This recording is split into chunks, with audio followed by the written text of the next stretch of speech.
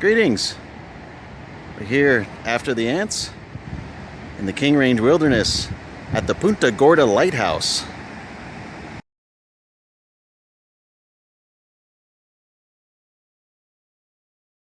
And it's pretty remote out here. It's the only structure left is the oil building where the tanks were stored for running the lighthouse. It's a pretty rustic, rugged, and remote place. There's not much out here, but it is incredibly stunning. A few people on the beach. They got lucky and drove in. Let's take a quick look up inside the cupola. Hopefully the stairs will help us out here. Wow, there's quite an echo in this round structure. And you can hear the wind and my voice reverberating. Wow. The stairs are pretty sturdy. There's actually a brand new set of bolts right there. A little narrow, a little tight. Wow. So there would have been a big Fresnel lens up in here, shining out. Tell people, mariners, to watch out. Dangerous, dangerous rocks. This is amazing. And the wind is surprisingly nice today.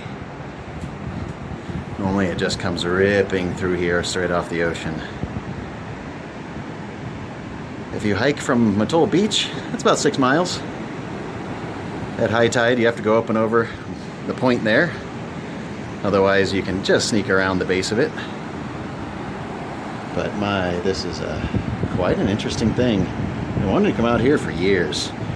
Never had the opportunity, but now that we do, just thought we'd take the opportunity to let you join us. This old ironwork is so interesting. Look at this. Even out here in the middle of nowhere, they wanted it to look nice. There used to be a few homes for the keepers, but they would have to ride a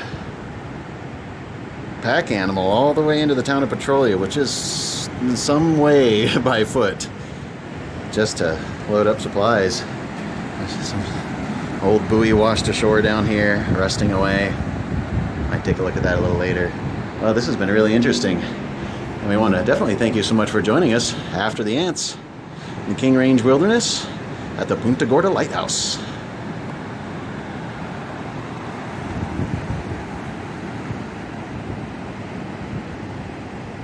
Greetings. Just here on the Washington side of the Columbia River Gorge, taking in the vista. Just here after the ants have gone underground for the northern winter, above Catherine Creek, and its so named arch, you can see here.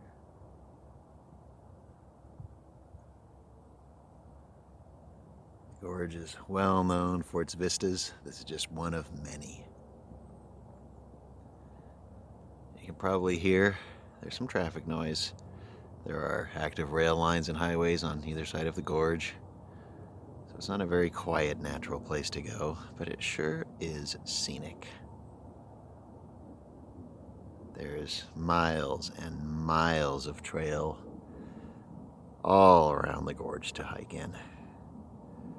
Up here between the towns of Bingen and Lisle in Washington.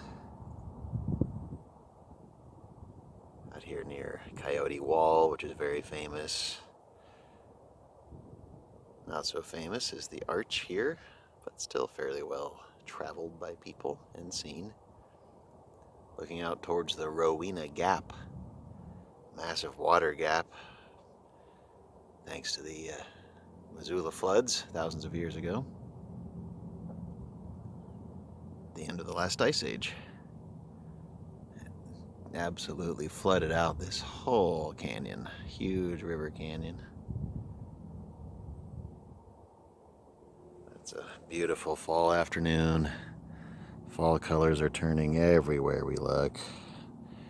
Out here in this transition zone between the forests and the deserts, we get into some interesting mix of conifers and oak and some scrubland and such. but it's still an incredibly beautiful place.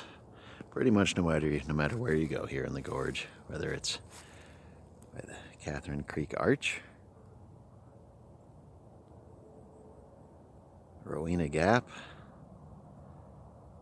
or up here, the Coyote Wall and Catherine Creek trailheads, trail systems, on towards Hood River and beyond. If you like to hike, the gorge is the place. But anyway, thank you for joining us after the ants. Greetings! I'm out here coming across the Bear Camp Road from Silver Lake to Highway 97, and I hear about these swarms of grasshoppers, and I got through a little one near Silver Lake, but I had to slow down from my normal speed because they're just covering the freaking road. Look at this. Look at them all. They're just everywhere. There's a sea of them. And they see them flying across over there, all the little white spots. The road is just crawling with them. It's insane. There's just thousands and thousands. You can see this like brownish spot here. Look at them all. Hopefully nobody will come along. Holy crap. There's just a sea of them. Thousands and thousands and thousands. And I'm closing the door because I don't want them in here. look at that sucker right there.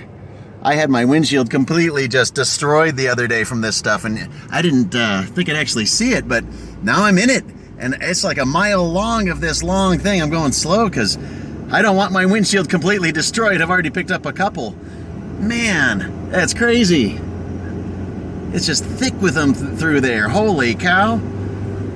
The things you see on the road, you know, you got to get out there and see these things firsthand. And we were slamming on the brakes because slowing down let one in. Yee, I gotta find a place to pull over here and let out as many as got in. Yee, go out. Beat it, you little sucker. Ay, ay, ay.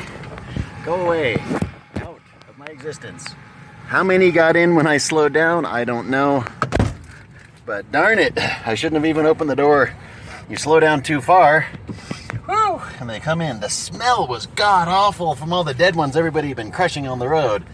Ugh, and the ones that are still in my windshield. You should have seen it the other day. You couldn't even see out the windshield due to how many I had hit. I was outside of Silver Lake then, coming into town.